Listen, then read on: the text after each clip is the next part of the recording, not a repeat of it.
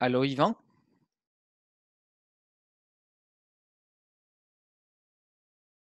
Allô, allô? Oui, je vous entends. Ah, super, ça marche. Bah, je pense qu'il y a les autres qui vont pas trop tarder à arriver. Je pense aussi. Tout à l'heure, il y avait quelqu'un d'autre, mais je sais pas qui c'était. Ah, C'était pas marqué. Donc t'as pas eu pour te connecter, t'as dû faire quelque chose ou t'as juste cliqué sur le lien du coup?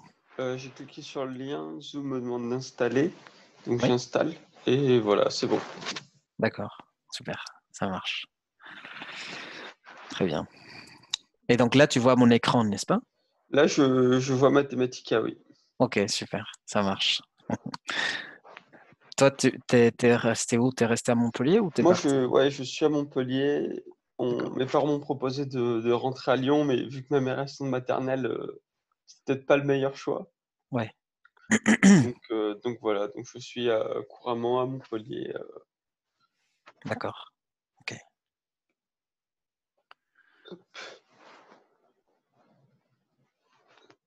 Et vous, ça se passe bien le confinement? Oui, ça se passe bien. Heu, Tranquillement à la maison. Oui, voilà. Pour le moment, je crois que je suis pas malade, donc ça va. Là, c'est la grande question pour tout le monde, hein. Ouais, ouais, ouais, c'est clair. Mmh. Mais on verra bien ce qui se passe. Oui, c'est vrai. De toute façon, faut s'attendre à ce que le confinement soit prolongé, Ouais, ouais, ça va être un peu compliqué, hein. Ça sera pas une année facile, je pense. ouais, ça va faire bizarre, quand ça va s'arrêter, ça va faire bizarre. Ouais.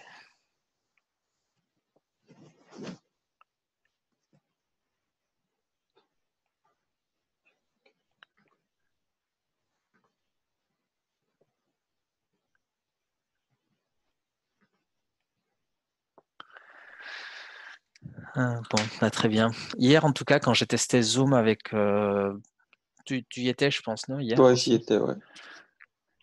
Ça marchait pas trop mal et là, j'ai trouvé la solution pour, ne pas utiliser Paint, donc c'est cool. Ah ouais? Ouais, je vais utiliser mon iPad directement. Ah oui, c'est vrai. C'est vrai que c'est pratique. Mmh. Ouais, c'est vrai. Parce que hier, eBeam marchait pas apparemment? Bah, en fait, c'est que, une fois que je l'ouvre Ouais? et que je le ferme, et que je le rouvre, là, ça marche plus. Donc il faut que j'éteigne l'ordi, que je le rallume Oh, c'est pour que ça pénible. marche. Bah, je pense que ça doit être mon ordi, il doit y avoir un petit couac quelque part, mais C'est possible. ouais. Ouais, il faut regarder, il faut prendre le temps et voilà. Mmh.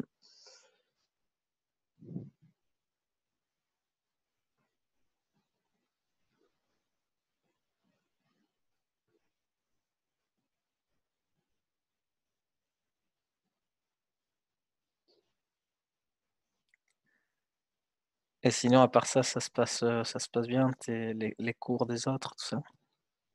Bah, ça a l'air de bien se passer, on avance, la thermique, on a eu une fin un peu chargée parce que, bah, du coup, faut faire le rendu et tout ça, donc bon, c'est comme pour tous les projets, quoi. Mmh. Et ça, vous l'avez Heu, déjà rendu ou pas encore? Ça, on l'a rendu mercredi, oui. D'accord.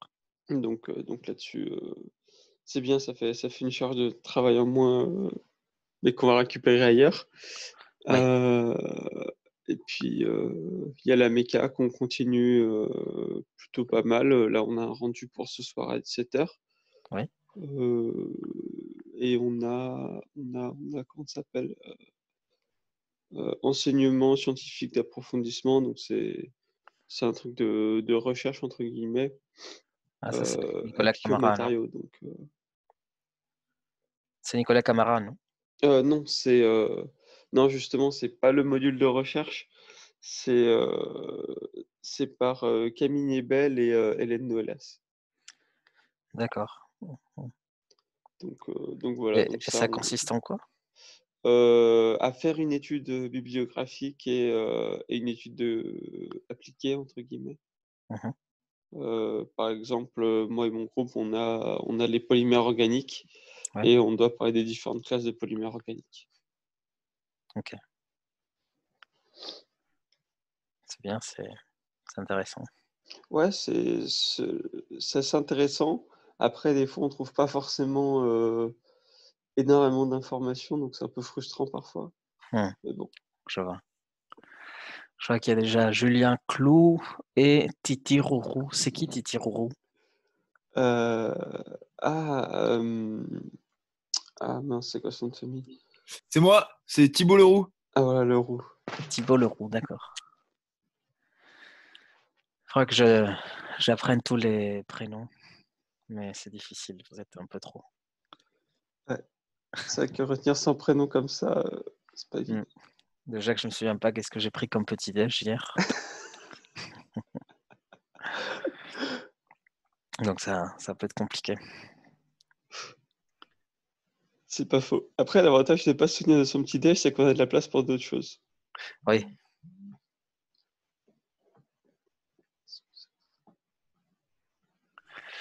c'est vrai.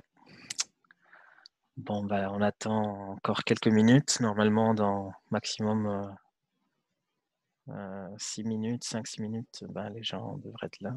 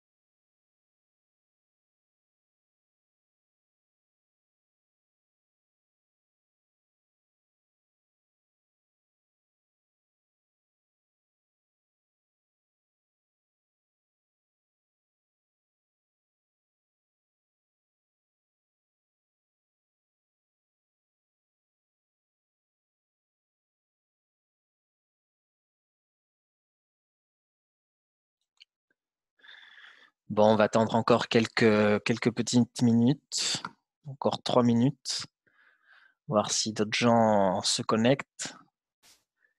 Et sinon, on démarre. Ok. En tout cas, il y a presque tout le monde qui a rendu le TD à rendre. Il y a eu pour le moment, je crois, 82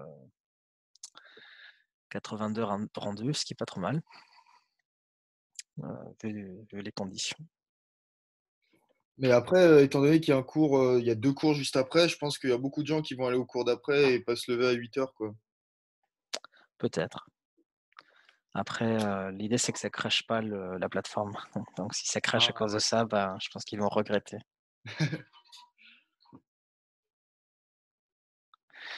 Parce que sinon, je ne me serais pas non plus cassé la tête à faire 3 TD, j'aurais fait un seul. Ouais, non, mais enfin, nous, on est là, hein, mais ouais. Je pense que c'est ce qui s'est passé dans leur tête, quoi. Ouais, on va voir. J'espère que ça ne va pas se passer un peu comme pour l'épidémie où les gens sortent acheter un coca et au passage, ils contaminent plein de monde juste pour une envie bête. Ah, c'est les Français, ça, les Français, ils sont c'est comme ça. Indiscipliné, dit Macron. Exactement. Bonne fois, il a raison.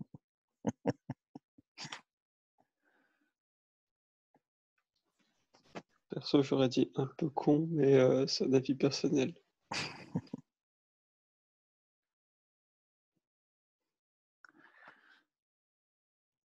Donc vous êtes le TD A, c'est ça? Ou le B? Oui, Ouais, TD1. Ouais, c'est ACB aujourd'hui. ah, c'est ça. Ok, donc il y a Cassandre qui vient de se connecter. Bonjour.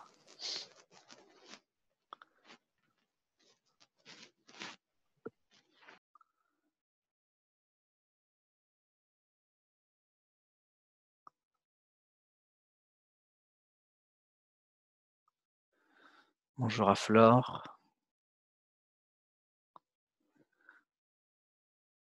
Alors, on dirait que Flore n'a pas de micro. Donc, si tu veux poser des questions, tu peux également utiliser le chat. Et pour les autres, si vous voulez poser des questions, eh bien, vous pouvez directement enlever le mute de votre microphone et poser les questions. On dit bienvenue à Manon également.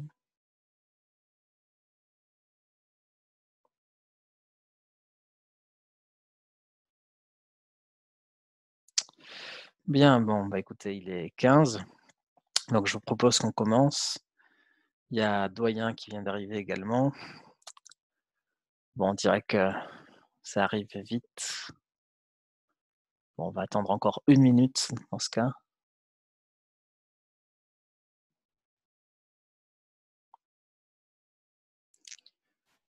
Donc, Doyen, c'est le nom de famille ou c'est genre le doyen de l'université?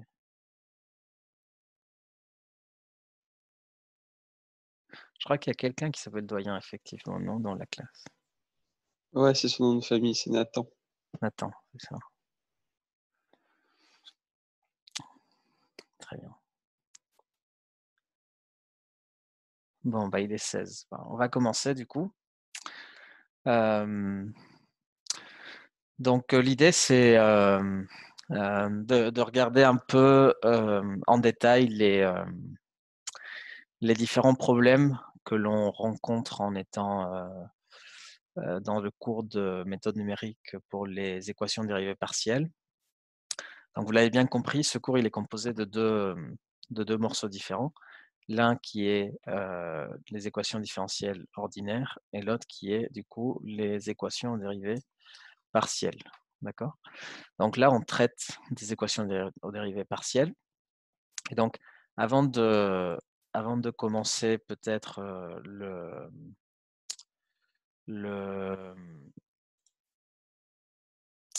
la partie vraiment,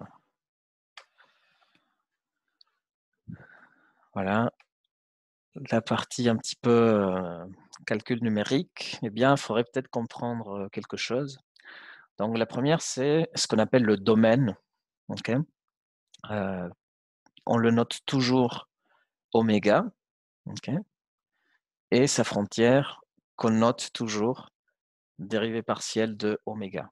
Alors, ce n'est pas une dérivée, puisque c'est un domaine géométrique. Hein, donc, c'est quand vous voyez oméga et dérivée partielle de oméga, c'est la frontière du domaine. Okay, alors, oméga, du coup, est un sous-ensemble de Rn. Ça veut dire que ça peut être plus petit que Rn, mais ça peut être aussi égal à Rn, hein, à tout l'espace, si on est dans un espace infini. Alors, si on est en dimension 1, okay, eh bien, c'est un intervalle ou une réunion d'intervalles, le domaine. Okay. Alors, si c'est un intervalle tout seul, disons l'intervalle entre A et B, eh bien, ça, c'est le domaine oméga. Et on peut également peut-être rajouter la frontière. Donc, forme type, je vais plutôt forme type de oméga, c'est ce que je veux dire ici. Et à droite, la frontière. D'accord? Donc là, je rajoute en plus la frontière de oméga. Donc ici, la frontière, elle est composée de 2 points, le point A et le point B. D'accord? Bon, voilà, rien de trop particulier. Si maintenant on est en dimension 2, eh bien la forme type d'un domaine, ça va être une patate comme ça. C'est toute la partie contenue à l'intérieur. Okay, et la frontière de oméga, c'est tout ce qu'il y a à l'extérieur. Okay, c'est-à-dire ça, mais sans les parties intérieures. Okay. Et puis voilà, si on est en dimension 3, okay, en dimension 3, là, ça pourrait être par exemple une sphère ou un tore ou ce que vous voulez. Okay, un machin comme ça, pour lequel l'intérieur est tout le domaine et la frontière, c'est pareil, ça va être la coque de ce machin. Okay. Donc, vous voyez que ça, c'est les domaines où l'on va résoudre une équation différentielle. Donc, très classiquement, quand on va écrire x, alors nous, en maths, on n'écrit jamais les vecteurs avec des flèches, okay, mais je vais le faire pour une fois pour vous rappeler que x, ça peut être… x, il est dans Rn, donc x appartient à oméga, qui est lui-même un sous-ensemble de Rn. Donc, x, quand je vais écrire x, moi, en fait, je dois penser vecteur x, dans lequel il y a n composantes, x1, xn. Okay, bon, nous, on va faire que de la dimension 1 et de la dimension 2. On ne va pas aller forcément à la dimension 3 qui pose vraiment des problèmes particuliers. Mais en tout cas, voilà, sachez que on fera surtout de la dimension 1 et de la dimension 2. Et il faut bien comprendre du coup la différence entre le domaine oméga et la frontière du domaine qu'on note dérivée partielle de oméga. Que j'insiste, n'est pas une dérivée, c'est juste un symbole pour dire la frontière. Okay, ou le bord. Frontière, bord, tout ça, c'est pareil. Bien. Donc, une fois qu'on a dit ça, on va pouvoir du coup commencer par l'équation de Poisson. Okay, donc ici, si vous vous souvenez de ça, on a cette structure de TD. Donc, on va voir jusqu'où on peut aller aujourd'hui. Dans le grand idéal, ce serait de faire les 2 chapitres que vous voyez là. Un qui porte sur l'équation de la place et l'équation de Poisson, et le deuxième qui porte sur l'équation de la chaleur. Okay, donc voilà. Donc dans l'équation de la place et l'équation de Poisson, et en fait dans beaucoup d'autres équations, il y a un opérateur qu'on appelle le Laplacien, qui va apparaître un peu en permanence. C'est un opérateur que l'on a beaucoup étudié, qui reste encore beaucoup de choses à étudier. Mais en tout cas, le Laplacien, c'est quoi? Eh bien, il y a 2 manières de le définir. La meilleure manière, c'est comme étant la trace de la matrice hessienne, c'est-à-dire la somme des éléments diagonaux de la matrice hessienne. ou alors comme la divergence du gradient. Okay, et si on le définit en coordonnées cartésiennes, eh bien, en fait, ça va être la somme des dérivées partielles secondes. Okay, et le Laplacien d'une fonction va nous donner des renseignements sur la convexité de la fonction localement. D'accord?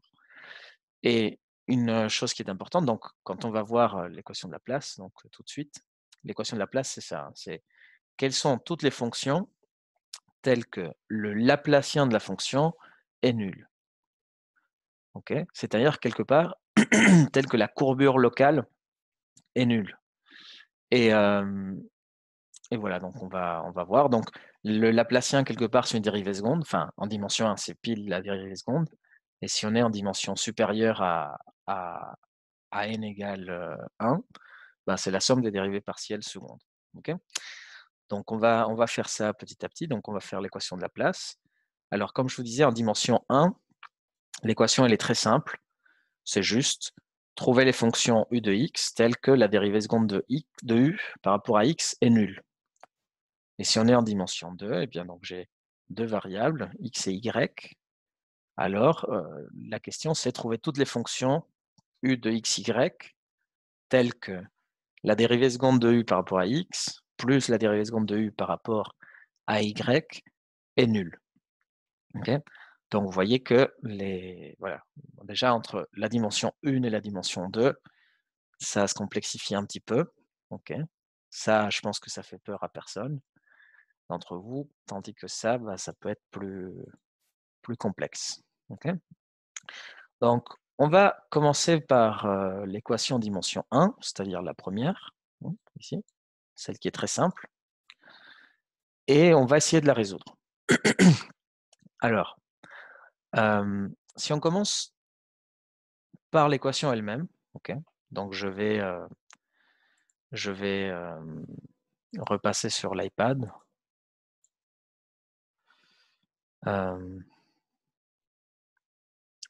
Voilà, donc je repasse sur l'iPad et ce que je vais faire du coup, c'est cette partie 2, équation de Laplace. L'idée du coup, c'est que vous regardez aussi comment ça va se passer sur MATLAB. Okay, donc je vous rappelle que, ce que je vous ai déjà dit plein de fois, mais les équations différentielles sont importantes parce qu'elles permettent de résoudre des problèmes que l'on rencontre dans le quotidien scientifique. C'est très varié, ça peut être de la chimie, ça peut être de la physique, ça peut être de l'économie, etc., etc. La biologie aussi. Et donc, c'est important de résoudre ces équations.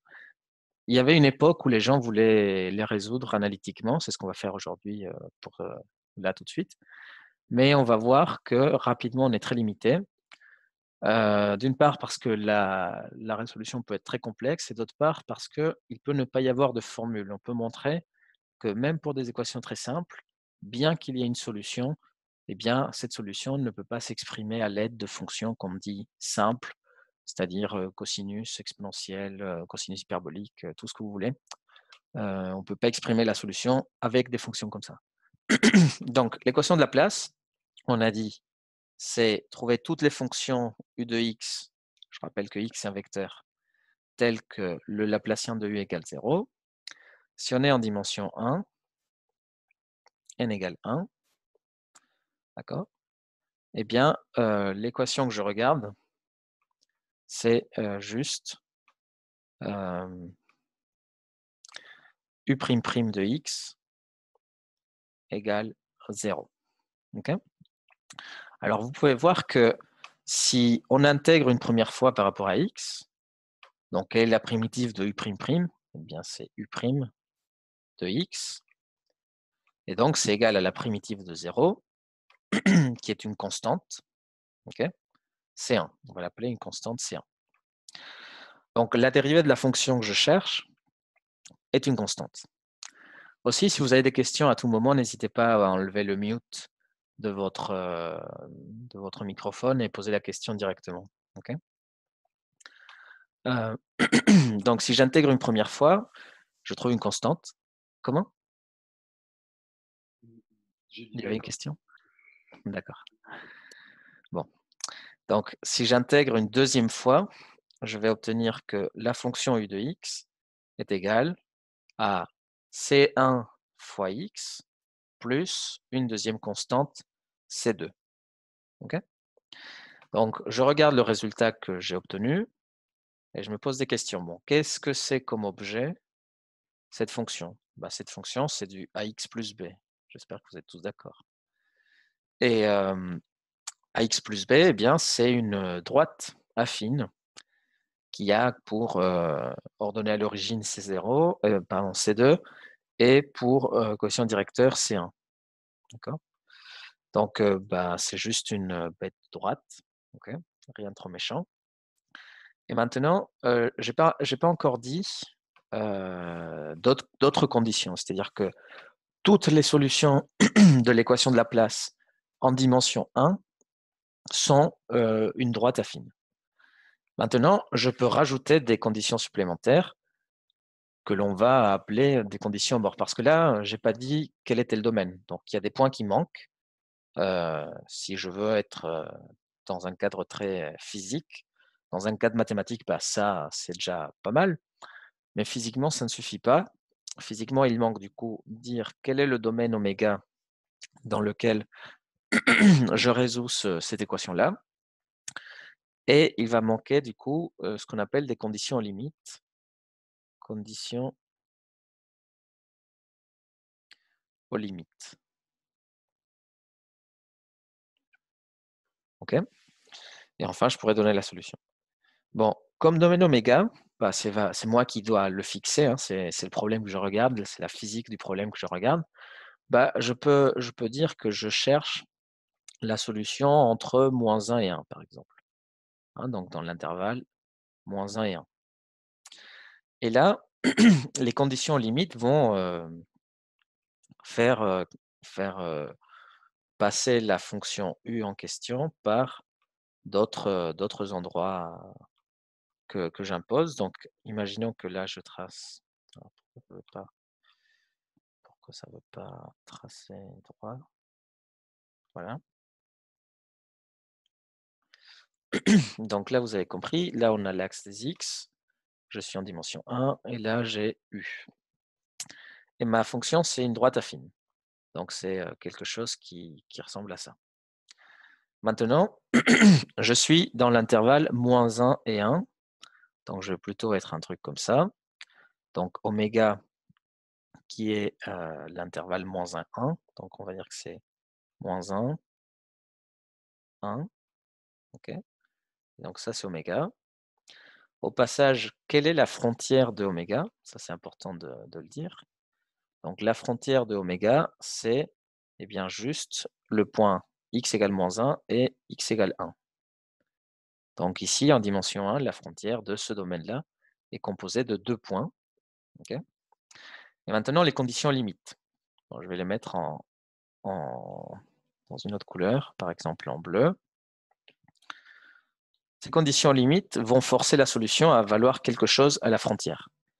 Donc, U restreinte à la frontière, ben, ça veut dire quoi dans ce cas très précis? Ça veut dire la valeur de U en x égale -1 doit être égale à quelque chose, et la valeur de U en 1 doit être égale à quelque chose d'autre. Si les conditions de Dirichlet sont homogènes, ça veut dire que je force à être nul des deux côtés. Donc maintenant, je vous pose la question.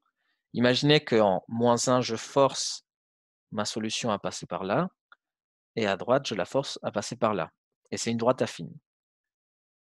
À quoi ressemble la solution de l'équation de Poisson en dimension 1 avec, de Laplace, pardon, en dimension 1 avec condition de Dirichlet homogène? Eh bien, c'est la fonction identiquement nulle sur cet intervalle. Parce que vous voyez, je vais prendre cette droite et je vais chercher à la faire passer par les 2 points. Et la seule manière de la faire passer par les 2 points, bah, c'est qu'elle soit l'axe elle-même, donc identiquement nulle.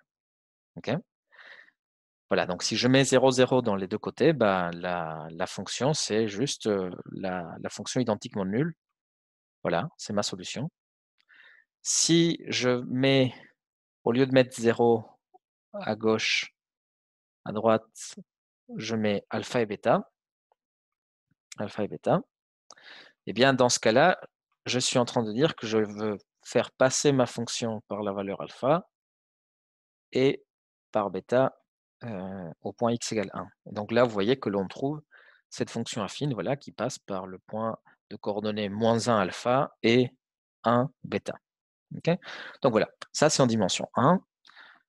Vous avez vu que lorsqu'on a pris les deux conditions de Dirichlet égale à 0, dans ce cas-là, je trouve la fonction identiquement nulle. Voilà, il n'y a pas une autre solution. Si je impose d'autres conditions, genre alpha à gauche et bêta à droite, bah, je trouve la droite affine qui passe par les deux. Okay, donc là, on est en dimension 1. On va voir que en dimension 2, ça peut être un peu plus sioux. Donc, bah, je passe tout de suite à la dimension 2. Okay, donc, en dimension 2, qu'est-ce qui se passe? Donc, en dimension 2, j'ai un domaine qui va ressembler à une patatoïde, okay, ou de la forme que je veux, mais un truc dans le plan. La frontière, ben, c'est ce qui est autour. Et je peux dire que ma fonction u satisfait Laplacien de u égale 0. Le Laplacien en dimension 2, c'est la somme des dérivées partielles secondes par rapport à chacune des variables. Ici, il y a deux variables, il y a x et y, donc ça fait ça. Donc ça, c'est l'équation. Ça, c'est mon domaine. Et comme tout à l'heure, il fallait imposer des conditions aux limites. Par exemple, si j'impose des conditions aux limites de Dirichlet, je suis en train de dire que la fonction u restreinte au bord doit valoir quelque chose, par exemple, un g de x, y. Okay, là, on est en dimension 2. Donc, si je regarde ça sur un dessin, ça veut dire qu'au-dessus du bord de oméga, je vais avoir une fonction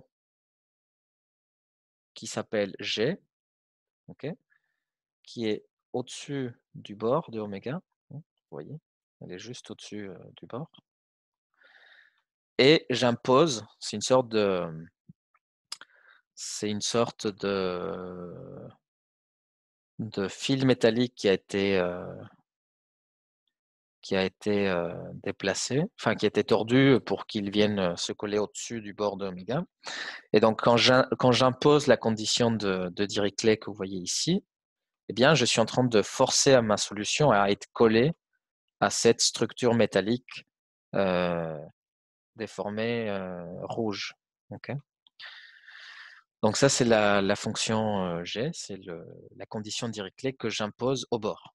Okay, donc, je veux qu'elle soit égale à ça au bord et je veux par ailleurs qu'elle satisfasse l'équation de Laplace à l'intérieur du domaine.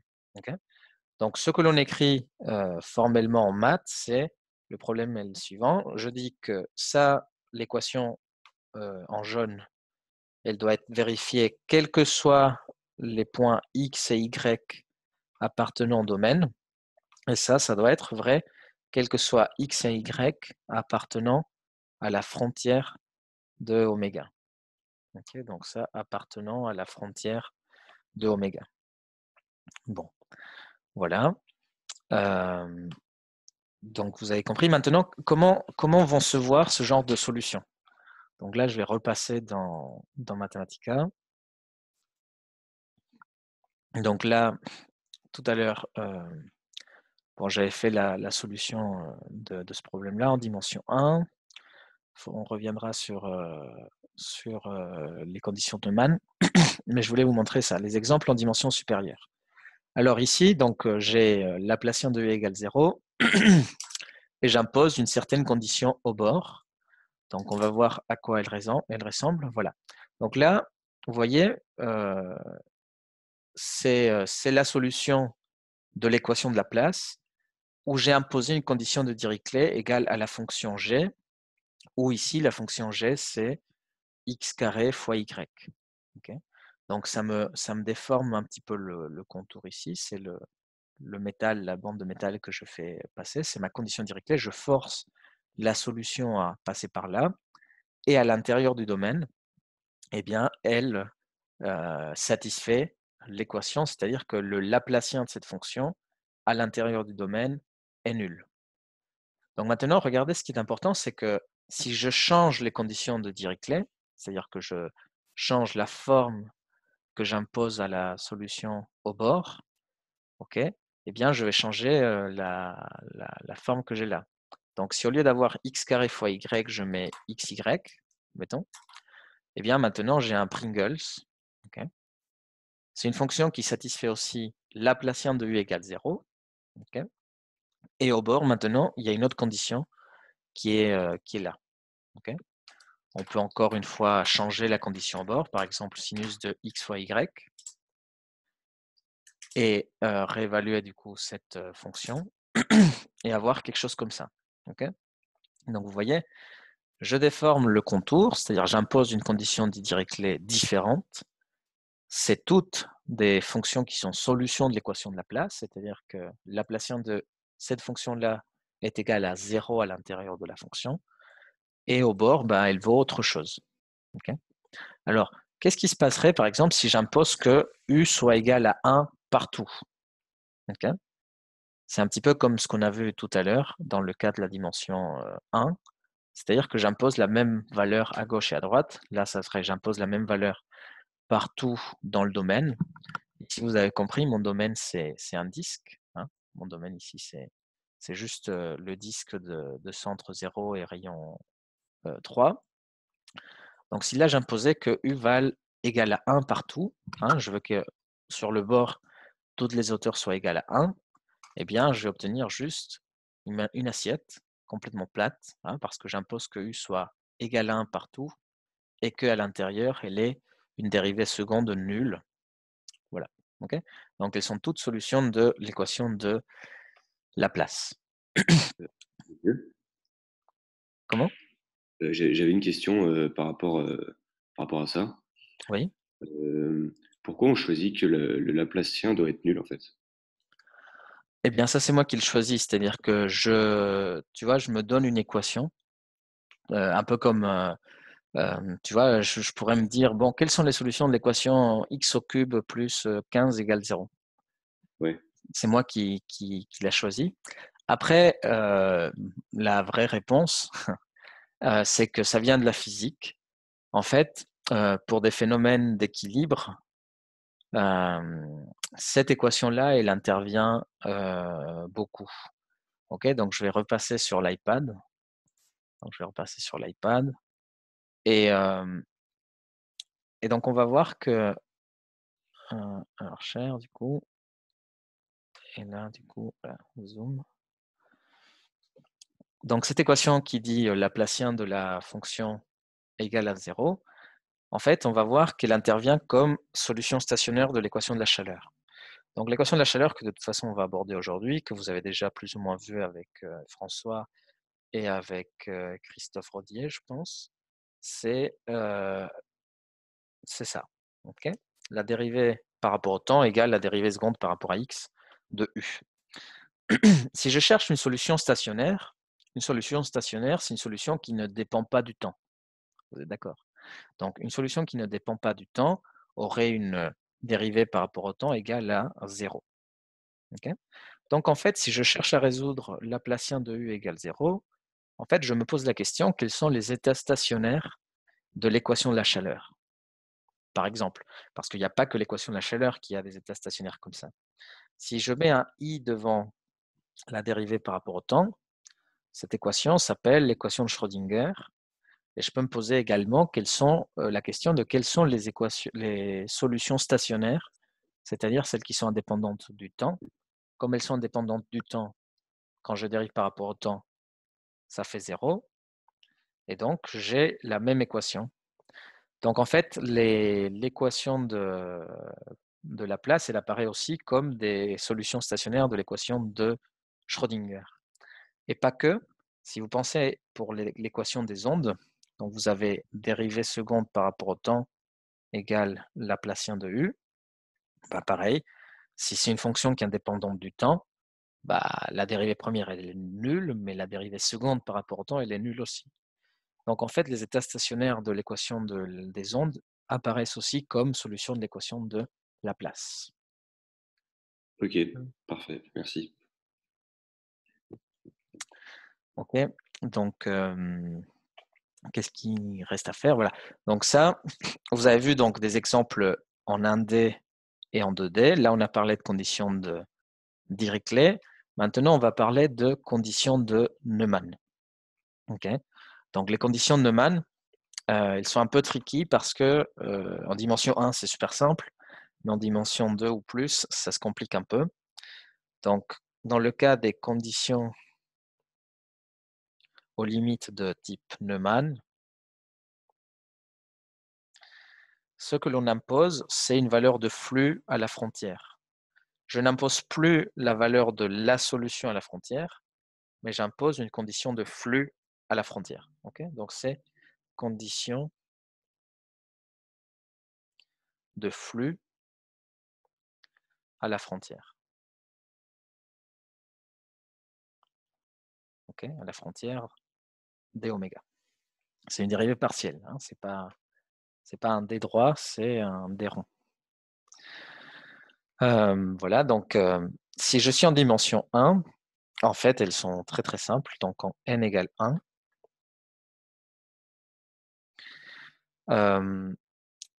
en fait, on parle de la dérivée normale au bord de la solution U. Eh bien, dans le cas de la dimension 1, c'est très simple. Si je suis donc sur oméga, c'est juste l'intervalle AB. Le bord de oméga, c'est juste le point A et le point B, okay, entre accolades. Et du coup, quand je dis que la dérivée normale au bord, eh bien, c'est juste la dérivée de U par rapport à ma variable. Ici, il y en a une seule, c'est X. Comme il y a une seule, je peux écrire ça U' au point petit a. Okay. Donc, au point petit a égale quelque chose. Okay. Égale quelque chose. Ça peut être nul, par exemple, si je pense à une frontière complètement isolante, où il n'y a pas d'échange thermique avec l'extérieur, ou en tout cas où les choses ne peuvent pas sortir, bah là, le quelque chose vaudrait 0. Okay. Donc, c'est ça la condition à gauche, et bah, la condition à droite, c'est la même chose, mais au point B. Donc, U' de B égale quelque chose d'autre. Okay. Donc, en dimension 1, bah, il n'y a rien de très, très méchant.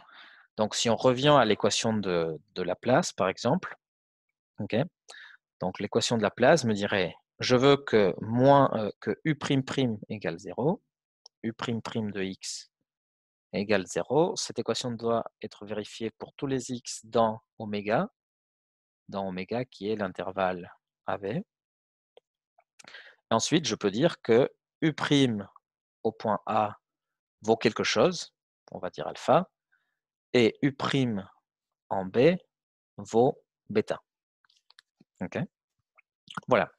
Donc là, j'aurai l'équation de Laplace en dimension 1 avec des conditions aux limites de type Neumann. Bon, maintenant, on peut se demander comment on résout ça à la main, disons. Bah, pareil que tout à l'heure, si j'intègre une première fois, donc j'ai U' de x égale 0, j'intègre une première fois, ça me fait U' de x égale une constante numéro 1. Je réintègre ça une deuxième fois, ça me fait U de x égale cette constante que j'avais trouvée multipliée par x plus une deuxième constante d'intégration. Okay. Donc maintenant, ça c'est la solution de l'équation, c'est-à-dire c'est la solution du premier morceau, et il manque rajouter les informations au bord. Bon, l'information au bord me dit que U' à quelques points vaut alpha ou bêta. Donc U' de cette fonction, je l'ai ici, c'est C1. U', c'est la première constante que j'avais trouvée.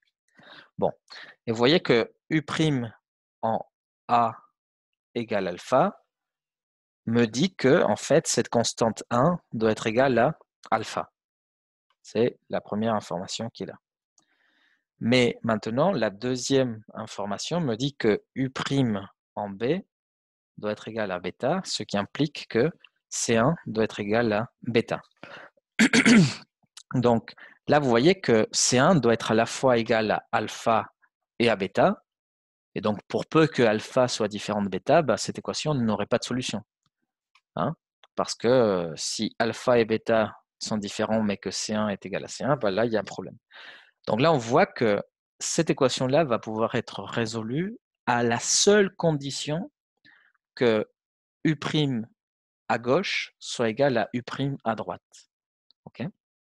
Autrement dit, si vous pensez du coup à votre graphe de la solution, voilà, donc je vais redessiner ça. Donc je suis entre A et B. Ok, donc j'ai mon domaine, ça c'est A, ça c'est B. Là c'est l'axe des X, et là c'est l'axe des U. Donc quand je dis U' en A égale alpha, ce que je suis en train de dire, c'est d'imposer une pente à gauche. Hein. Quand je dis U' en A égale alpha, eh bien je dis que cette droite elle a une pente de alpha. Et là, on a vu que la seule manière pour que cette équation ait des solutions, c'était que à droite, la fonction devait avoir la même pente. Hein. On avait vu que U' en B devait être égal aussi à alpha, parce que sinon, il n'y avait pas de solution. Okay.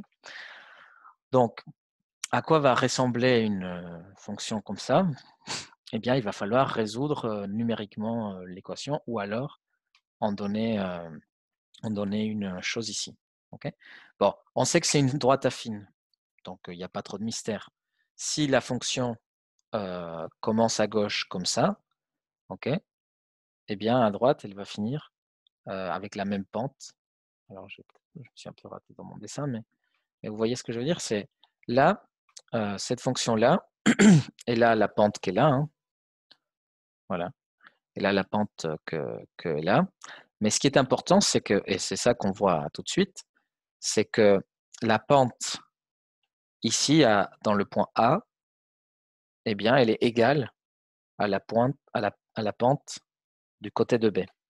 Et si j'imposais une condition différente, bah, il n'y a pas de solution. Okay. Donc, c'est hyper important que vous ayez en tête vraiment tout ça, parce que quand vous faites de l'analyse numérique, il faut être extrêmement prudent, parce que imaginez par exemple là que moi, naïf que je suis, j'essaye de résoudre avec mes super méthodes numériques cette équation-là de Laplace avec des conditions de Neumann différentes. Donc, moi, maintenant, je sais que la théorie me dit qu'il n'y a pas de solution. Mais moi, je mets ça sur MATLAB, je lance mes routines de résolution, et là, je vais peut-être trouver quelque chose, okay, qui ne sera pas une bonne solution, mais je vais quand même trouver quelque chose. Okay. Parfois, ça mettra une erreur, mais parfois, ça va quand même recracher quelque chose. Et là, il va falloir être extrêmement prudent, parce que eh ben, c'est faux. Okay. Et donc, si vous imaginez que vous faites une simulation numérique de comment se propage une onde dans un bâtiment, genre un séisme dans un bâtiment, et que vous faites aveuglement confiance à votre résolution numérique superbe, eh bien, vous risquez de dire des choses fausses et vous mettez en péril des gens. Okay. Là, ça serait un peu pareil si on fait de la simulation de propagation d'épidémie, que vous conseillez le gouvernement et que par malheur, votre simulation numérique est fausse, et que vous dites, bon, bah, ça ne va pas se propager avant 3 semaines, et qu'au bout de 3 jours, c'est déjà la catastrophe, bah, c'est votre faute. Okay. Donc voilà. Condition Dirichlet, je force la fonction à être égale à quelque chose au bord. Donc là, on a vu l'équation de Laplace. Pour le moment, on n'a fait que l'équation de Laplace en dimension 1 avec des conditions de Dirichlet, et en dimension 2 avec des conditions de Dirichlet. On a vu les exemples sur Mathematica. Et maintenant, on a fait des conditions de Neumann au bord par rapport à la dimension 1. Là où je voulais en venir, c'est qu'est-ce qui se passe en dimension supérieure avec Neumann. Et c'est là où ça va être vraiment plus complexe.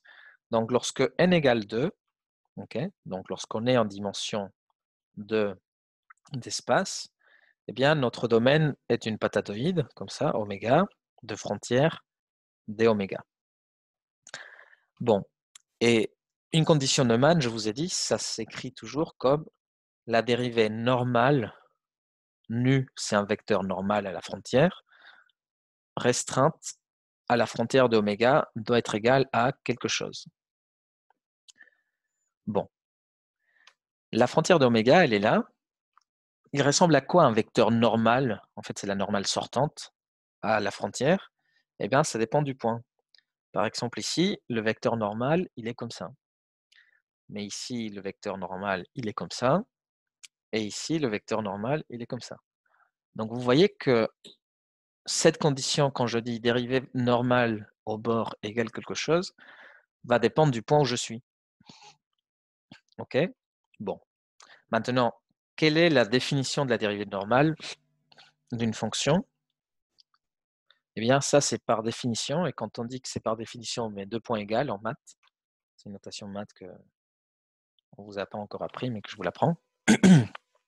Par définition, la dérivée normale de u est égale à le gradient de la fonction u scalaire le vecteur normal nu. Okay, nu, c'est un vecteur. Bon, on ne met pas de flèche, mais bon, je vous mets des flèches. Okay. Voilà, c'est le vecteur normal à la frontière, la normale sortante. Okay. Bon, faisons un cas très simple sur un carré. De toute façon, nous, dans ce cours, pour vous, on ne fera que des rectangles, on ne fera pas des choses plus compliquées. Donc, je prends un domaine en 2 dimensions qui serait un rectangle. Voilà, donc là, c'est l'axe des X, l'axe des Y. J'ai un truc comme ça. Il y a 4 frontières. Frontière 1, frontière 2, frontière 3 et frontière 4. Maintenant, chaque frontière va avoir un vecteur normal qui est différent. Donc là, ici, on va avoir par exemple le vecteur normal nu2 qui a pour coordonnées 0 en x moins 1 en y. Là, dans cette frontière f3, le vecteur normal à la frontière 3 va être égal à 1, 0. Sur la frontière 4, du coup, le vecteur normal va avoir pour coordonnées 0, 1. Et là, ici, dans la frontière f1, ça va avoir pour composante moins 1, 0. Donc ça, c'est nu1. OK. Donc maintenant, vous voyez que lorsque je dis comme condition de Neumann que la dérivée normale de u restreinte au bord égale quelque chose, mettons qu'elle va être égale à 1, pour simplifier, voilà, ou égale à 0. Voilà, par exemple, mettons que c'est égal à 0. Okay, ça veut dire que mon domaine, c'est un thermos parfait, hein, il n'y a pas d'échange thermique avec l'extérieur, c'est complètement isolé. Eh bien, je vais avoir des conditions différentes selon que je suis à la frontière 1, frontière 2, frontière 3. Donc, par exemple, à la frontière 1, la dérivée normale de u sur la frontière 1, c'est quoi? C'est le gradient de u scalaire le vecteur normal nu1. Le gradient de u, c'est le vecteur des dérivées partielles, donc c'est du sur dx, du sur dy, scalaire, mon vecteur normal qui est moins 1, 0. Donc ça me dit dérivée de u par rapport à x au point de la frontière. Les points de la frontière F1 sont les points de coordonnées 0 en x et n'importe quelle valeur de y. Okay, donc, la condition de Neumann, comme ça, sur la frontière F1, s'écrit à la fin en disant la dérivée partielle de u par rapport à x en 0 pour toutes les valeurs de y égale à 0. Et donc ça va être quel que soit y, ok, quel que soit y entre, par exemple, on va dire 0 et grand L. Okay, si je donne des dimensions à mon domaine, on va dire que là c'est jusqu'à petit l et là c'est jusqu'à grand L. Ok. Donc voilà. Là, sur la frontière F1, j'ai une condition de Neumann qui vaut ça.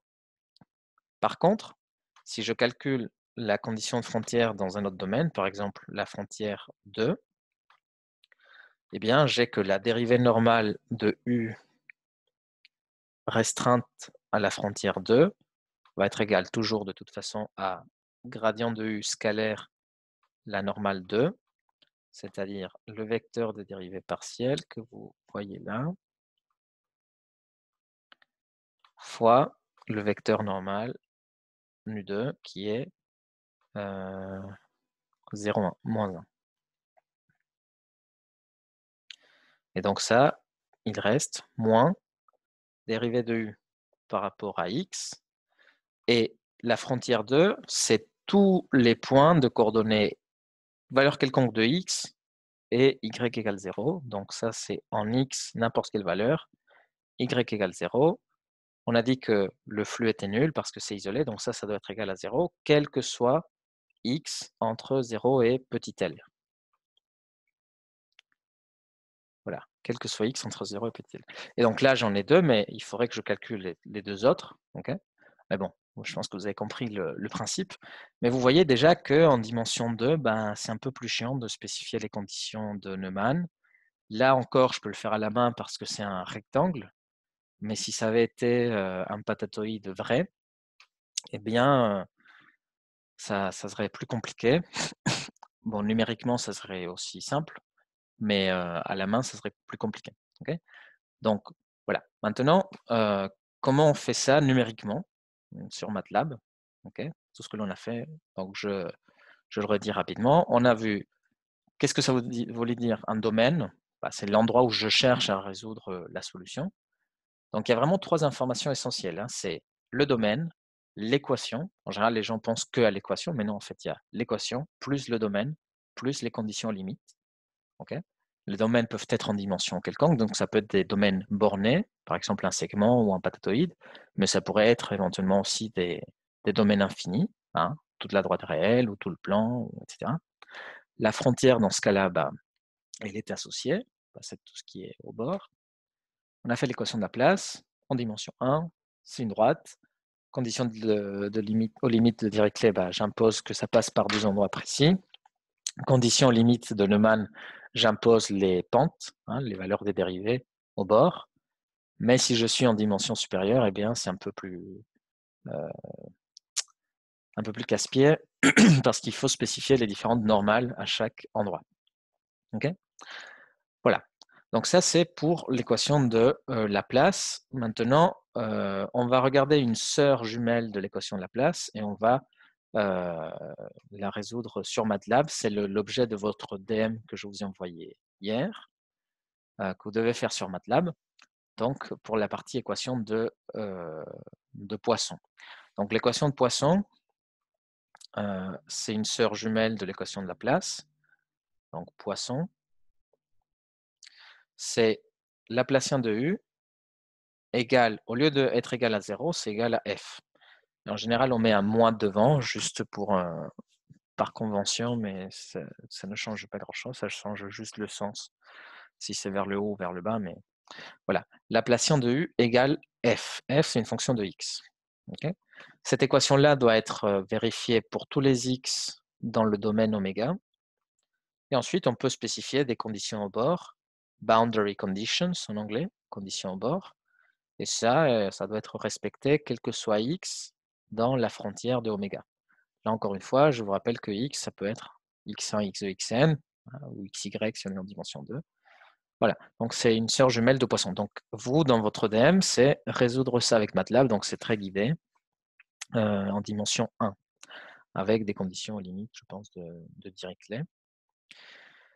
Voilà, donc ça c'est à vous à le faire en MATLAB. Maintenant, je vais, donc pour le DM, maintenant je vais du coup résoudre en MATLAB l'équation presque la même, mais de Laplace. Donc Laplace, c'est moins Laplacien de U égale 0. Donc si on le fait en dimension 1, commençons par la dimension 1, avec des conditions de Dirichlet non homogènes. Donc je dis que U en A égale alpha et U en B égale bêta. Voilà. Donc moi maintenant je sais quelle est ma solution, je sais à quoi m'attendre à la fin, mais je voudrais le faire numériquement. Bon. Donc il va falloir que j'approxime la dérivée seconde par des différences finies. Donc, la dérivée première, ça vous le savez déjà, ça s'approxime comme étant u de x plus h moins u de x sur petit h. En fait, c'est exactement égal à la limite quand h tend vers 0. Mais si je fixe h petit, eh bien, c'est pas trop mal comme approximation de la dérivée. Bon, ça, c'était ce qu'on avait fait pour les dérivées, les équations différentielles ordinaires. Bah, là, c'est une équation différentielle ordinaire, puisqu'on est en dimension 1. Et maintenant, si j'approxime la dérivée seconde, vous devez commencer à connaître cette formule, eh bien, ça va être l'approximation de la dérivée seconde, c'est la valeur de u en x moins h, moins 2 fois la valeur de u en x, plus u fois x plus h, le tout divisé par h carré. Voilà l'approximation de la dérivée seconde par des différences finies. Okay, et donc, c'est avec cette formule-là que l'on va travailler beaucoup. Et maintenant, si vous pensez en termes de géométrie, on est en dimension 1. Donc, on a un domaine qui est un segment, comme ça. Et ce domaine, on va dire que c'est A, B. Je vais le découper en morceaux. En morceaux, tous de taille égale. Okay. Bon, je vais faire un peu plus grand, sinon je ne vais jamais finir. Je vais en prendre de 3 en 3. Voilà. Je coupe en morceaux. Voilà, et le troisième ici. Bon, c'est des 3 morceaux équidistants. C'est censé être équidistant. Bon, imaginons que c'est équidistant. Ok, donc j'ai coupé en un certain nombre de points. Donc j'ai des sous-intervalles. Okay, donc j'ai combien de points à l'intérieur? Donc j'ai 1, 2, 3, 4, 5, 6. Donc j'ai 6 points. J'ai 6 points intérieurs. Et combien de sous-intervalles? Eh bien, 1, 2, 3, 4, 5. 5 sous-intervalles. Bon, donc moi je cherche la fonction u. Okay, donc moi je sais ici que c'est une droite. Hein. Par notre analyse précédente, on sait que c'est une droite qui passe par alpha et bêta. C'est ça que je dois trouver, mais je la cherche. Donc comme je la cherche, je discrétise donc l'espace en bas. Et ce que je vais chercher, c'est à approcher la valeur de la solution U au point rose. Okay, donc ces points roses, on va les appeler x1, x2, xn. Donc ça c'est x1, ça c'est x2, x3, x4, x5 et x6. Et moi, ce que je voudrais trouver, c'est les points qui sont là. Mais ces points, ils sont rien d'autre que la valeur de la solution U au point xj. Okay, la valeur de la solution au point xj. Ça, c'est la valeur exacte. Okay, c'est la valeur exacte. J'écris n'importe comment, valeur exacte, qui est, comme la plupart des choses exactes, inatteignable. Bon, du coup, je vais me contenter d'une approximation. Okay, donc, U de xj est la valeur exacte de la solution U. Oui. Du coup, vu qu'on n'est pas qu'on a une boîte poisson, on n'a pas d'obligation d'avoir alpha égale à bêta. Le alpha égale à bêta, c'était lorsque l'on prend des conditions de Neumann, ici. Quand j'impose la même pente à gauche qu'à droite, par mon analyse qui est là, hein, on avait que les deux devaient être égales à des constantes C1. Et si je prenais alpha différent de bêta, là, ça ne marchait pas. Mais là, le alpha et bêta, c'est la dérivée, parce que ce sont des conditions de Neumann. Par contre, quand j'avais pris des conditions de Dirichlet, le alpha et bêta, c'était la hauteur du point. Et là, je cherche la droite qui passe du coup par 2 points. Peut-être que j'aurais dû pas les noter alpha et bêta dans les deux cas en même temps. Mais dans le cas où les conditions sont de Dirichlet, j'impose que la droite rouge passe par le point de coordonnées -1 alpha et 1 bêta, tandis qu'en bas, quand je fais des conditions de Neumann, okay, j'impose la pente, hein, c'est la dérivée. Donc je dis que la dérivée en A doit être égale à alpha et que la dérivée en B doit être égale à bêta. Hein, c'est la pente, l'inclinaison. C'est pour ça que j'ai mis des flèches rouges. Je ne sais pas si c'est plus clair. Oui, c'est bon, merci.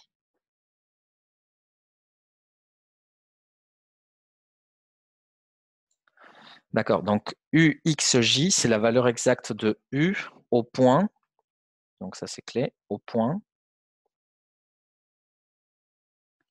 XJ. Ok. Mais moi, je ne la connais pas, cette valeur. Donc, je vais construire une valeur qui l'approche, plus ou moins, que je vais appeler UJ. Okay. Donc, UJ, c'est une valeur approchée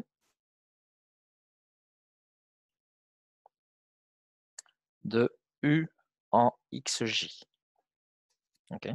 Donc là, le mot clé, c'est approché. Là, le mot clé, c'est exact. Et c'est ce que je cherche. Ça, c'est vraiment quelque chose que je peux être en mesure de rechercher.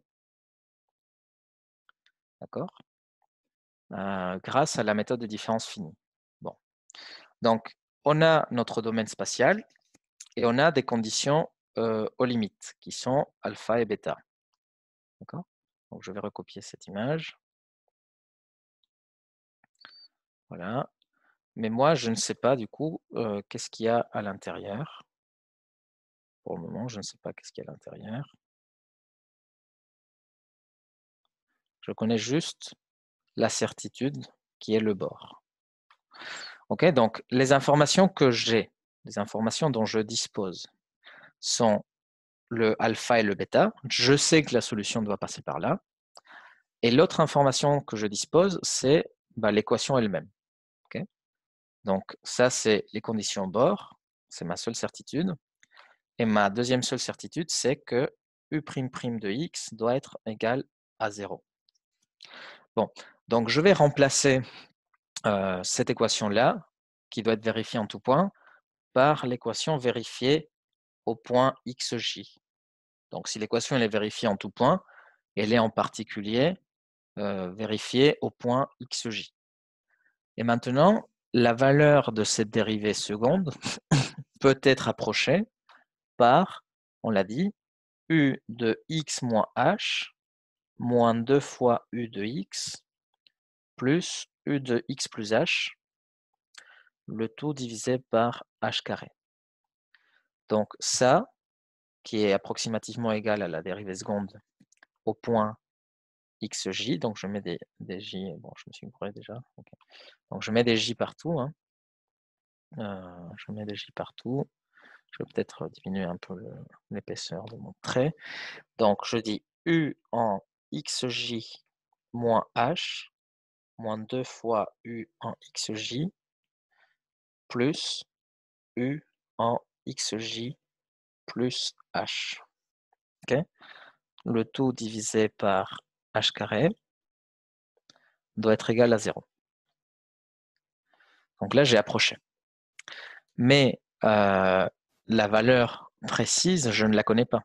Okay, c'est-à-dire que là, vous devez imaginer que je suis, voilà, là, du coup, il y a le point xj, le point xj-1 et le point xj plus 1. Okay, et le h, ça va être justement la distance entre deux points consécutifs, le petit h, que nous, en général, on le note delta x. Okay, donc très vite, je vais arrêter de mettre les h pour mettre des delta x. Et u de xj, eh bien, c'est le point qui est ici, à cet endroit-là. Ça, le point, ça va être u en xj. Mais comme on a dit, on l'approche par u de j.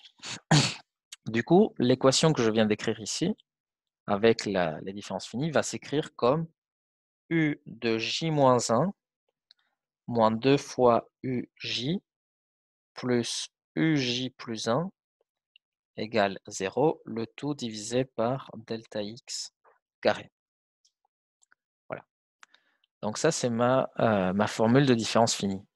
Bon, là, vous voyez que comme il y a 0 à droite, bah, je peux multiplier par delta x carré. Et en fait, la seule chose que je garde, ça serait cette partie d'en haut. Donc cette partie d'en haut doit être satisfaite.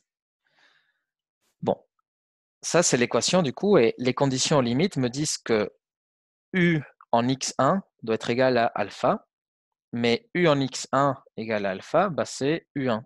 Hein, parce que du coup, si j'ai j point,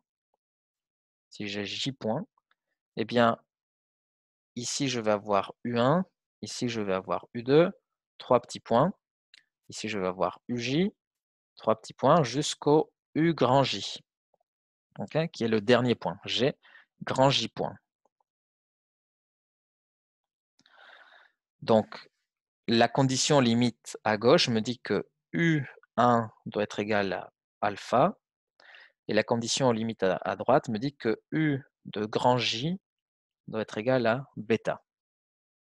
Okay, voilà, donc maintenant, il faut que je détermine la valeur de UJ pour tous les J qui soient compris entre 2 et J-1. Hein, donc, je cherche cette équation-là, vérifier pour tous les J qui soient compris entre 2 et grand J-1. Voilà. Et là, ce que vous pouvez voir, c'est que je vais avancer en temps, en quelque sorte, entre guillemets, parce que je vais partir de la gauche. Okay, donc, je vais partir de mon intervalle qui est là, de ma certitude. De toute façon, vous devez partir toujours de votre certitude. Ma seule certitude, c'est la valeur en ce point, qui vaut alpha. Bon, elle est quelque part. Et je vais essayer d'aller à la valeur suivante. Donc là, la valeur suivante, c'est le UJ plus 1. D'accord? Voilà. Donc, ça va être une chose. Donc, on a plein d'équations qui sont reliées entre elles. Okay, et on va en écrire sur cet exemple très précis pour que vous voyez tout le monde. Okay, donc là, on avait x1, on avait x2, x3, x4, x5 et x6. Donc, si j'écris toutes les équations que je dois écrire, okay, si j'écris toutes les équations que je dois écrire, donc je vais le faire, il faut le faire une fois dans la vie. C'est une fois qu'on l'a fait, ben, il n'y a pas grand-chose à... Il n'y a pas de grand mystère, mais il faut le faire une fois. Donc, quelles sont les équations? Donc, je sais que U1 est égal à alpha. Et je sais qu'à la fin, U6 est égal à bêta. Donc maintenant, il faut que j'écrive l'équation sur U2, l'équation sur U3, l'équation sur U4 et l'équation sur U5. Bon, qu'est-ce que je sais? Je sais que U2, pardon, je sais que U1 moins 2 fois U2 plus U3 est nul. Ensuite, je me déplace. Je sais que U2 moins 2 fois U3 plus U4 est nul. Je sais aussi que U3 moins 2U4 plus U5 égale à 0. Et enfin, je sais que U4 moins 2U5 plus U6 égale à 0. Voilà. Voilà toutes les équations que je dois résoudre. Donc, vous voyez, là, il y a quelque chose de magnifique, c'est que résoudre mon problème aux limites, qui était quand même une équation différentielle, revient en fait à la fin à résoudre un système linéaire. Un système linéaire que vous avez vu avec Winston, de la forme AX égale B. C'est ça qui est magique. Donc bon, quelle est la matrice A en question? Bon, déjà, avant de se lancer dans des calculs faramineux, il y a quand même des informations que je dois utiliser. Donc là, le U1, c'est alpha, donc je vais le remplacer là. Et le U6, c'est bêta, donc je vais le remplacer là, directement. Okay, donc, ce système linéaire va me donner quelque chose de plus simple. Ça va me dire que moins 2U2 plus U3 est égal à moins U1, hein, je le passe de l'autre côté, et moins U1, c'est moins alpha. Ensuite, je vais avoir que U2 moins 2U3 plus U4 est égal à 0. Tout le reste, c'est pareil. Copier.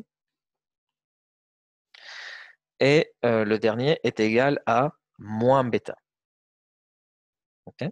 Donc, quel est le système linéaire que je dois résoudre? Eh bien, j'ai un système linéaire qui est la matrice moins 2, 1. Donc, vous voyez, c'est U2, U3, U4, U5, U6. Donc, U4, c'est 0. U5, c'est 0. U6, pardon, U6, je l'ai déjà mis, c'est 0. Ensuite, là, il n'y a rien, il n'y a pas U1. Non, pardon. Là, c'est 1. 1 fois U2, moins 2 fois U3, 1 fois U4, et il n'y a pas de U5.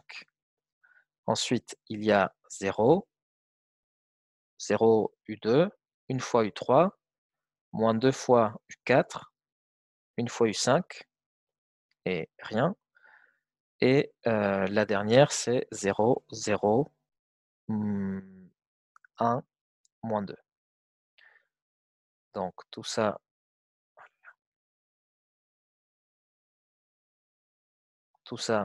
multiplié par le vecteur d'inconnu, qui est donc U2, U3, U4 et U5. U1 et U6, je les connais déjà. Donc, tout ça doit être égal au vecteur moins alpha, 0, 0, moins bêta. OK? Donc, voilà la magie de la chose.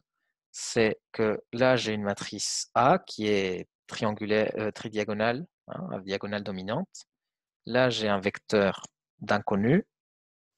Et là, j'ai un autre vecteur qui est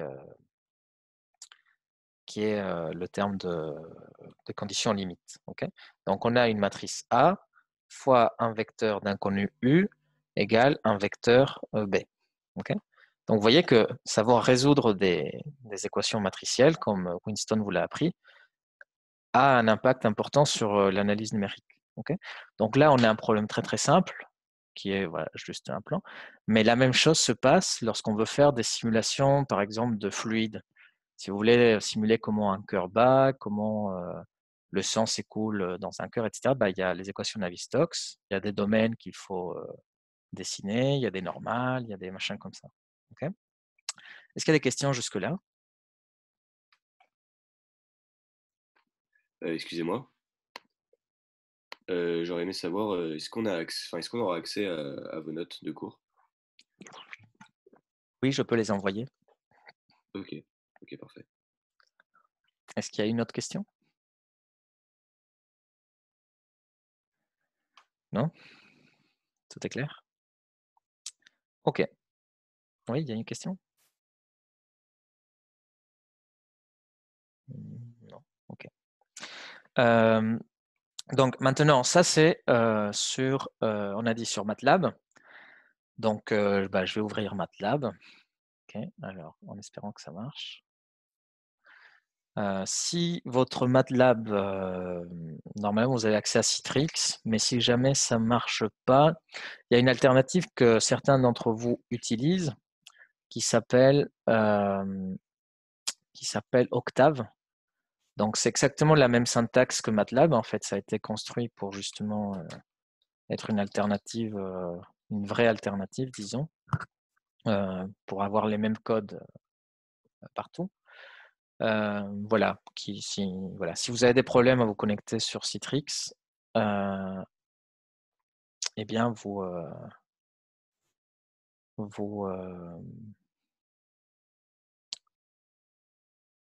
vous pouvez du coup le faire sur Octave. Okay, bon, là je suis en train d'ouvrir MATLAB du coup. J'espère que vous voyez. Vous voyez la fenêtre de MATLAB qui s'est ouverte?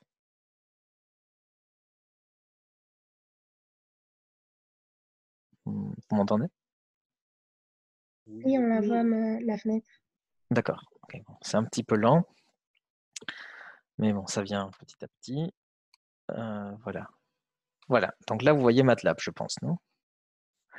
Donc, ce que je dois faire, si vous vous souvenez, je dois recopier la chose que j'ai faite précédemment là-dessus. Donc, il va falloir définir une matrice. et des points. Alors, je vais augmenter la taille de...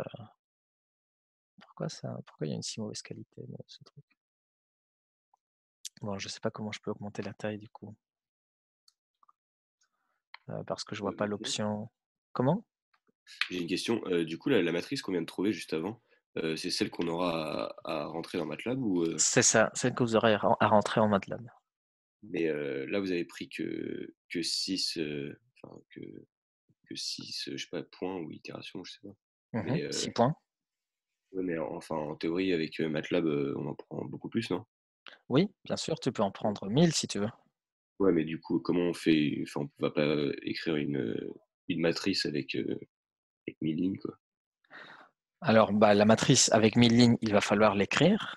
Mais par contre, c'est vrai que ça va pas être tes mains qui vont l'écrire. Du coup, est-ce que tu imagines comment il va falloir faire? Je sais pas, avec une boucle. Ça pourrait être avec une boucle, donc effectivement, ça pourrait être le cas. Et sinon, tu as une autre idée? Ah, mais oui, avec non en fait non. Si avec le truc qu'on a vu, Euler implicite ou explicite. Pas du tout. Non, c'est pas ça. Encore une autre idée? Vas-y, dis. Euh, Alors, il est clair que on va pas rentrer une matrice de 1000 fois 1000 à la main. Donc, il doit bien y avoir une solution, non? Mais quelle va être cette solution? Donc, soit on utilise, si vous regardez le DM, en fait, la réponse, elle y est écrite. Il y a des fonctions déjà prédéfinies pour construire ce type de matrice. Mais sinon, effectivement, on peut le faire aussi avec une boucle for ou dans le cas de cette matrice très particulière qui est une matrice tridiagonale. Vous voyez, la diagonale, elle valait -2. Donc, en fait, je peux comment dire, je peux construire la matrice identité de taille n, ok, la multiplier par 2, ok. Donc ça me donne la diagonale principale. Et ensuite, rajouter des 1 au-dessus et 1 en dessous avec une boucle aussi. Mais bon, en tout cas, il y a une commande pour cette matrice bien particulière qui est la matrice de discrétisation du Laplacien qui est déjà préétablie. En fait, on utilise une fonction de MATLAB qui s'appelle galerie, en fait, qui donne accès à une galerie de fonctions déjà établies. Donc, je vais vous montrer un petit peu à quoi ça ressemble le code. Okay, donc là, ici, c'est vraiment celui du DM. Okay, donc, regardez, je commence par être... vous voyez bien, c'est que je ne sais pas comment faire ça plus grand parce que je ne vois pas l'option là. Comme... Je ne sais pas pourquoi on le voit pourri, ce truc. Bon. J'espère que vous voyez bien assez ici. Donc ça, c'est la partie du DM. Okay, c'est la solution du DM. Donc c'est l'équation de Poisson. Donc il y a un f. Si je mets un 0, bien j'aurai l'équation de Laplace. L'équation de Laplace, c'est un cas particulier de l'équation de Poisson. Donc quand je lance donc cette comment ça s'appelle cette la solution, voilà, vous voyez, je trouve ma fonction affine de tout à l'heure. Donc, j'ai choisi des conditions de Dirichlet particulières. Et ce que vous voyez là, du coup, c'est en X, le domaine, là, la condition Dirichlet, là, l'autre condition Dirichlet, et les points. Donc, chaque point, c'est l'approximation. Si au lieu d'en prendre, là, j'en ai pris combien? J'en ai pris 70. OK. Si au lieu de prendre 70, j'en prenais 10 seulement. OK. Alors, dans ce cas-là, j'aurais une chose comme ça. Donc là, ici, 10 suffisent. Mais si on change d'équation, une équation qui peut être plus compliquée dont la solution n'est pas une droite, 10 points peuvent s'avérer insuffisants. OK, donc ça, c'est la chose que vous devez faire pour le DM. Et il y a une autre question dans le DM qu'on appelle l'équation transport. Donc, l'équation transport, vous devrez voir ça, une petite bosse qui se propage vers la droite. OK, donc voilà. Ça, c'est par rapport à votre votre œdème de l'exercice 2 sur l'équation de transport. Ok. Voilà. Est-ce qu'il y a des questions jusque-là? Non? Tout est clair?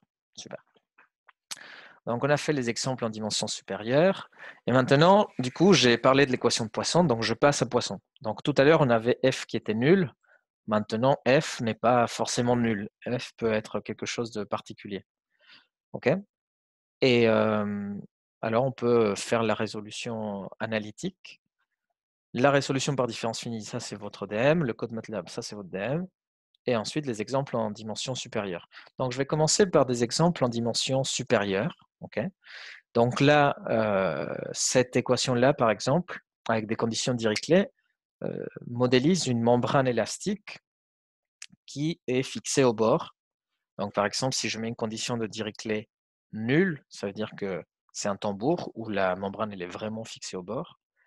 Et F, c'est une fonction de déformation. Okay, c'est-à-dire c'est la force que j'applique à la membrane.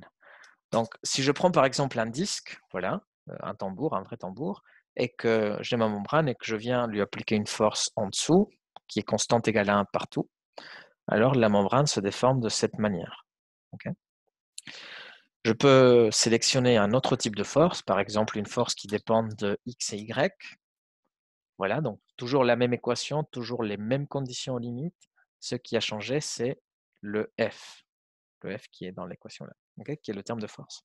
Donc là, vous voyez qu'avec un f qui est x fois y, eh bien, je trouve cette déformation-là. Okay. On peut, par exemple, mettre x moins y. Voilà, x moins y, et donc ça va me faire une fonction comme ça. Okay. Donc ça, c'est l'équation de Poisson. Donc là, j'ai un terme de force, et là, j'avais mis des conditions de Dirichlet homogènes, mais rien ne m'empêche de mettre des conditions non homogènes, par exemple sinus de x fois y. Et donc là, avoir quelque chose de différent. Ou alors, qu'est-ce qui se passe si je mets une force égale à 1 partout? Okay.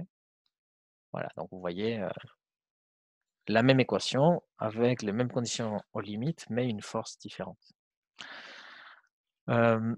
Voilà. Après, il y a des conditions de Neumann. Il faudra que je dise qu'est-ce qui se passe, mais je vais l'écrire tout de suite après. Okay.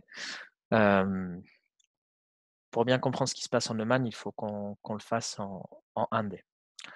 Donc, je vais passer à l'iPad à nouveau. Il n'y a pas de questions pour le moment? Non? Bon, il nous reste un petit quart d'heure, donc c'est ce que je vais faire dans le petit quart d'heure qui nous reste.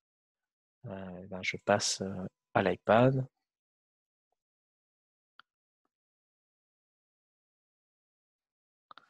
Voilà, donc je suis là. Et maintenant, du coup, nouvelle feuille, c'est équation de Poisson. Okay. Donc là, je vais dire équation de Poisson. Voilà. Et l'équation de Poisson, elle, est de la forme suivante. Donc c'est moins Laplacien de U au point x, qui est un vecteur, égale f de x. Bon, en dimension 1, en 1D, l'équation elle est aussi simple que tout à l'heure, c'est moins u' de x égale f de x.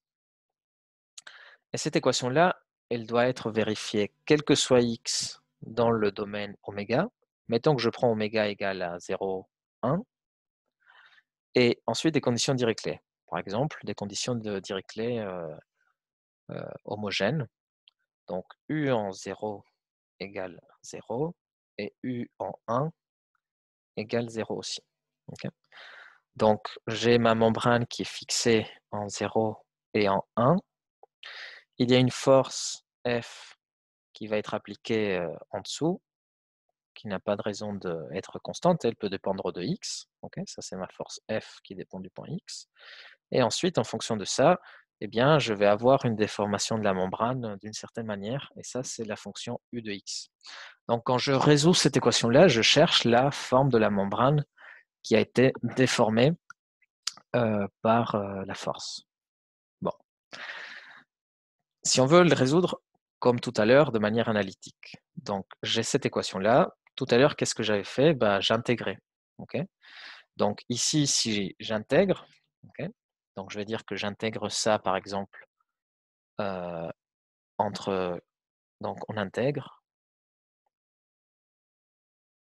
entre 0 et le point x, eh bien, je vais avoir que l'intégrale entre 0 et x de moins u'' de xi, je change la variable d'intégration parce que ce n'est pas de bonne éducation d'avoir la même lettre dans la variable d'intégration et dans la borne, est égal à l'intégrale entre 0 et x de f de xi dxi. Bon, voilà. Donc maintenant, si je réalise cette intégration-là, le théorème fondamental de l'analyse, si vous vous souvenez, il vous dit que l'intégrale entre a et b de f' de x dx est égale à f de b moins f de a. Donc ici, cette intégrale-là, c'est la valeur de la primitive évaluée en x moins la valeur de la primitive en 0. La valeur de la primitive, c'est u', parce que la primitive de u', c'est u'. Donc j'ai moins u' de x, moins, ça fait plus u' en 0, qui va être égal à l'intégrale entre 0 et x de f de xi dxi, que je ne connais pas. Voilà. F, ça dépend du f. Bon, je n'ai pas encore fini parce que je cherche u. Donc je passe tout de l'autre côté, donc j'ai u' de x qui va être égal à moins, ça va faire plus, donc ça va faire u' en 0, moins l'intégrale entre 0 et x de f de xi dxi. Et là, je réintègre, donc là, on intègre à nouveau entre 0 et x, et on intègre par rapport à xi, et qu'est-ce que je trouve? Je trouve que u en x moins u en 0 doit être égal à, c'est quoi la primitive de u'? Eh bien, c'est u' de 0 multiplié par x, u' en 0, c'est une constante, moins, du coup, l'intégrale entre 0 et x de la fonction qu'il y avait précédemment, qui était l'intégrale entre 0 et xi de f de s ds, et tout ça intégré par rapport à xi. Voilà, et là, j'ai fini parce que du coup, ma fonction u de x est égale à u en 0, je passe le u en 0 de l'autre côté, plus ce machin. Donc plus ça. Et donc là, je suis content parce que j'ai trouvé la solution de ce problème en fonction de f. Bon, si je vous donne un f, vous savez calculer cette intégrale. Si je vous donne 1 par exemple, tout à l'heure j'avais pris f égale 1. Donc l'intégrale entre 0 et xi de 1 de ds, ça fait juste xi. Et si je fais l'intégrale entre 0 et x de l'intégrale entre 0 et xi de f de s ds par rapport à xi, eh bien ça fait l'intégrale entre 0 et x de xi par rapport à xi, et ça fait juste x. Rien de très méchant. Donc du coup, dans le cas particulier où la force serait constante égale à 1, la solution serait u de x égale u en 0 plus u' en 0 fois x moins x. Et là, eh bien, je dois utiliser les conditions au bord. Les conditions au bord que j'avais choisies précédemment me disaient ça. Me disaient, on va les mettre en quelle couleur? En petit vert. Voilà, petit vert. Elle me disait ça, les conditions au bord, tout à l'heure. Que u en 0 devait valoir 0 et que u en 1 devait valoir également 0. Donc, quand je reviens ici, je dis, OK, j'ai trouvé la solution, mais je n'ai pas encore utilisé l'information des conditions limites. Il faut que je l'exploite. Donc, pour l'exploiter, c'est très simple, la première. La première me dit que u en 0 vaut 0. Donc, ce terme-là, il saute. Et maintenant, la deuxième, il faut que je l'exploite. Donc, comme je sais combien vaut u de x, eh bien, je l'évalue en x égale 1. Donc, en x égale 1, je vais avoir que u de 1 est égal à u de 0, mais on sait que ça vaut 0, plus u' en 0 fois 1 moins 1. Donc, U en 1 doit être nul cette fois-ci. Hein. C'est la condition de Dirichlet deuxième. Donc, je sais que ça, c'est 0, que ça, c'est U' en 0, moins 1. Autrement dit, que le U' en 0 qui apparaissait tout à l'heure, eh bien, ça valait 1. Donc, avec cette information qui est là, je peux venir compléter toute l'équation, puisque dans ma formule, je sais que ça, c'est 0 et que ça vaut 1. Okay. Donc, in fine, ma solution qui était ici, okay. Donc, pareil, j'avais dit que ça, c'était nul, que ça valait 1.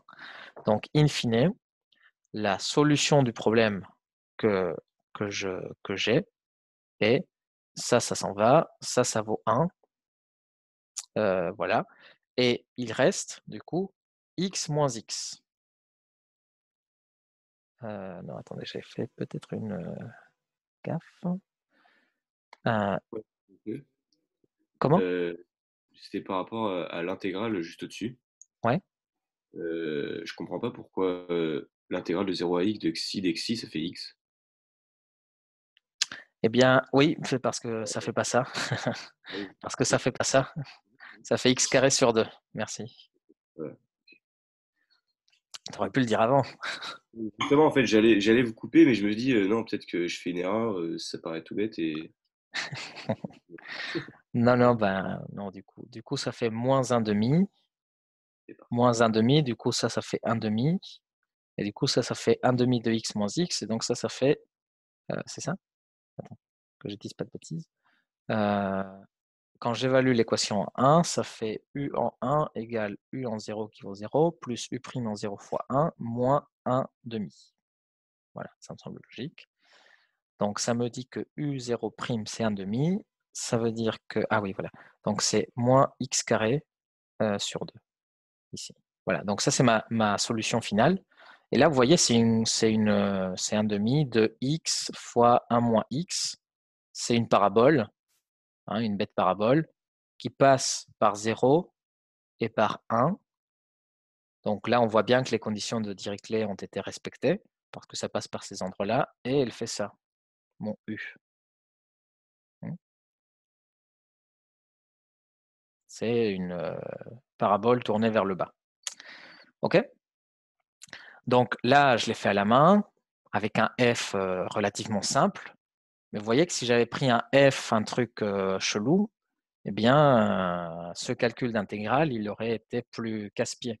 Okay. Et donc, voilà.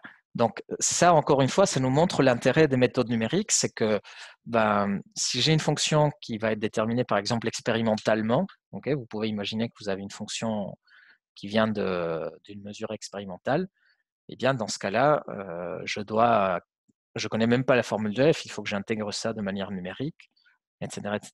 Okay. Voilà, donc l'équation de Poisson, c'est votre ODM. Donc là, je l'ai faite dans un cas très simple. Et il faut le faire sur MATLAB, un peu comme je vous ai montré. Vous aurez un système pareil, linéaire à résoudre. Et voilà. Voilà, donc j'espère que tout le monde a compris. Pas de questions dans les 4 minutes qui nous restent? Si, monsieur, Oui. j'ai une question logistique. Je veux juste savoir, est-ce que vous savez si Octave est disponible sur les Mac ou pas? Je crois que oui. Attends, je vais te D'accord, dire parce ça. que j'ai essayé, mais j'ai eu un peu de mal à l'installer, donc je me demandais si c'était le cas. Octave macOS. Octave for macOS. Je crois que oui. Hein. Oui, oui, il me semble que oui. Ok, bah, très bien. Parce que tu as du mal à te connecter à Citrix? Bah, en fait, sur Citrix, on peut rien enregistrer quand on fait du MATLAB. Ah, ok. Donc voilà. D'accord. Ok. Ok, bah merci. Mhm. Monsieur, Oui. j'ai une question, c'est quand vous parliez avec des conditions de Neumann, avec les frontières, avec les 4 frontières, F1, F2, F3, F4, Oui. je ne sais pas si vous l'avez toujours. Ouais, voilà. Quand vous faites Laplacien de U scalaire les n, les vecteurs, Gradient de U. gradient, oui, gradient, pardon. Je ne comprends pas les calculs. Enfin, c'est un scalaire, on est d'accord? C'est un produit scalaire, ouais. Donc, la première composante fois la première composante de l'autre, Ouais. plus la deuxième Du composante. coup, le premier, c'est moins Du coup, le premier, c'est dans moins. F1. Oui, c'est moins, oui, merci. Et du coup, sur l'autre, c'est Y. Et du coup, sur l'autre,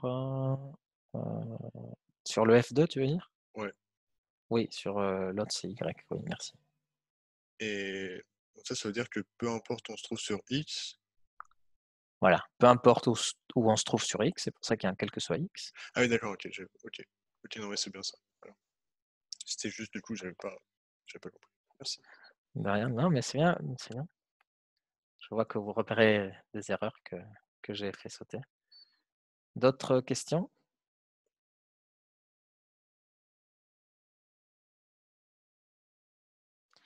Non? Bon, bah écoutez, dans ce cas-là, je vous dis bon après-midi et bah, restez tranquillement chez vous, ne sortez pas. Et bah écoutez, à très bientôt. Merci, au revoir. Merci beaucoup. Au revoir. Au revoir. Au revoir. Au revoir.